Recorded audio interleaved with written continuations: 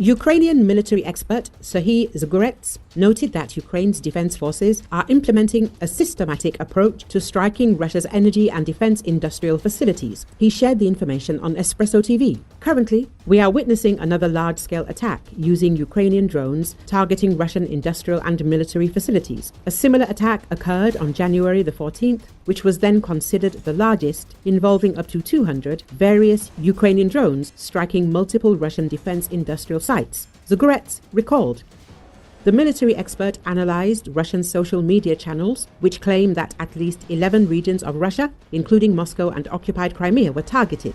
This is indeed a systematic approach by Ukraine's defense forces aimed primarily at striking Russia's energy and defense industrial facilities, Zgurets emphasized. The military expert detailed the specific defense industrial facilities that were hit in Russia's Ryazan region. In Ryazan, there is an oil refinery and an oil depot. The Ryazan TPP also came under strikes from Ukrainian drones. This demonstrates the effectiveness of identifying Russian targets and the reliability of systematically hitting Russian industrial and defense facilities, Zgurets explained.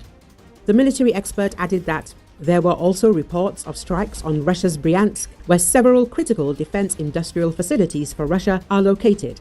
For instance, the Bryansk chemical plant, which produces gunpowder for numerous Russian weapon systems, ranging from Grad, MLRS to more powerful systems. However, last night, a strike targeted another Bryansk enterprise, Kreml EL. This facility is no less significant than the chemical plant in Bryansk. Kreml EL manufactures electronics for many of Russia's precision-guided missiles. This enterprise has been hit by Ukraine's long-range drones for the fourth time, Zgurets concluded.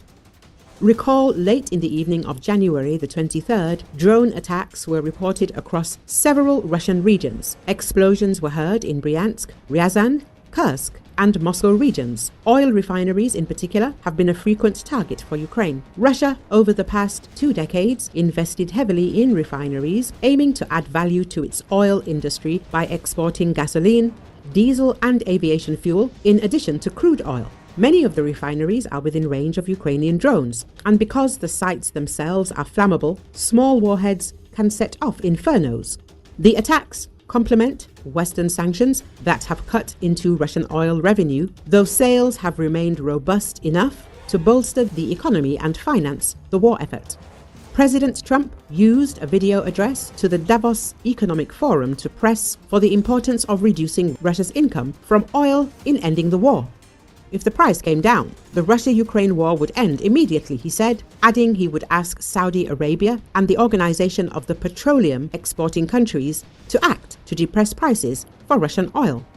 The head of Ukraine's presidential office, Andriy Yermak, also emphasized the importance of lowering the oil prices. A hard price cap and further reduction in the price of a barrel of Russian oil is the path to global security, he said on his Telegram channel. We fully support US President Donald Trump in his desire to reduce oil prices.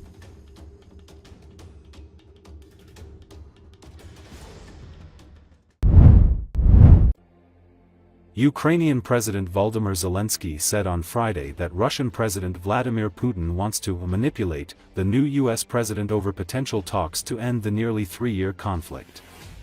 According to Associated Press, Zelensky's comments came after Putin on Friday echoed US President Donald Trump's claim the conflict in Ukraine could have been prevented had he been in the White House in 2022. In his evening address, Zelensky said he had received a report by the head of the Foreign Intelligence Service on Russia's military potential and Putin's readiness to continue the war and manipulate world leaders. He wants to manipulate the desire of the President of the United States of America to achieve peace.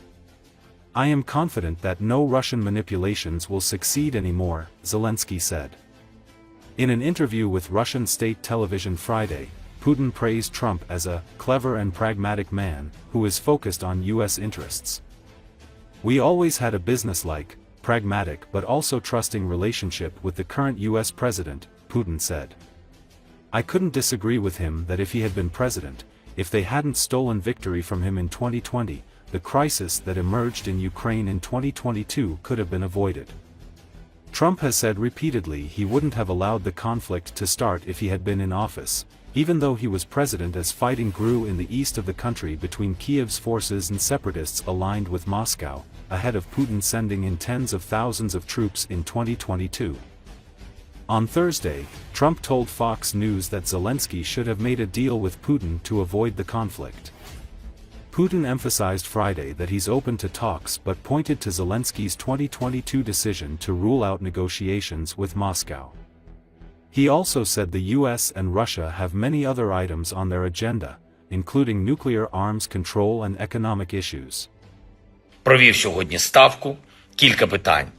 Доповідь якраз керівника СЗР щодо військового потенціалу Росії та готовності Путіна продовжувати війну та маніпулювати лідерами світу. І, зокрема, він хоче маніпулювати прагненням президента Сполучених Штатів Америки досягти миру. Я впевнений, що жодні російські маніпуляції більше не вдадуться.